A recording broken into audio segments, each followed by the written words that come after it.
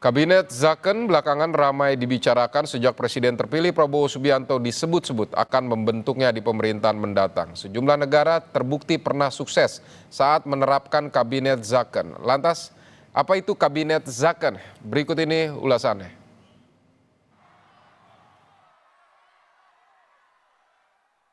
Presiden terpilih Prabowo Subianto yang akan memimpin pemerintahan periode 2024 hingga 2029 disebut akan memimpin kabinet dengan format Kabinet Zaken. Apa itu Kabinet Zaken? Kabinet Zaken merujuk pada pemerintahan yang dibentuk oleh para teknokrat atau profesional independen yang bukan bagian dari partai politik. Tujuannya adalah untuk menyelesaikan masalah spesifik dengan efisiensi tinggi tanpa adanya intervensi politik yang berlebihan. Kabinet Zaken terdiri dari para menteri profesional non-partai politik atau teknokrat yang dipilih berdasarkan keahlian dan kapasitas di bidang tertentu dan bukan karena afiliasi politik. Para menteri dipilih berdasarkan keahlian mereka di bidang-bidang tertentu. Hal ini dilakukan untuk bisa menghadapi tantangan besar seperti krisis ekonomi atau politik. Menurut situs ResearchGate, istilah Zaken berasal dari bahasa Belanda yang berarti urusan. Sehingga Kabinet Zaken dapat diartikan sebagai kabinet yang fokus menyelesaikan masalah negara dengan urusan spesifik secara profesional. Konsep ini umumnya diterapkan untuk menangani situasi khusus yang membutuhkan keahlian teknis lebih daripada agenda politik seperti krisis ekonomi, keamanan, atau keadaan darurat lainnya. Di Indonesia, pernah ada kabinet yang didominasi oleh teknokrat. Terjadi pada Kabinet Darurat di tahun 1947 di bawah Amir Syarifuddin.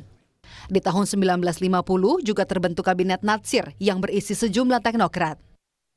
Belanda menjadi salah satu negara yang pernah berhasil dengan Kabinet Zaken.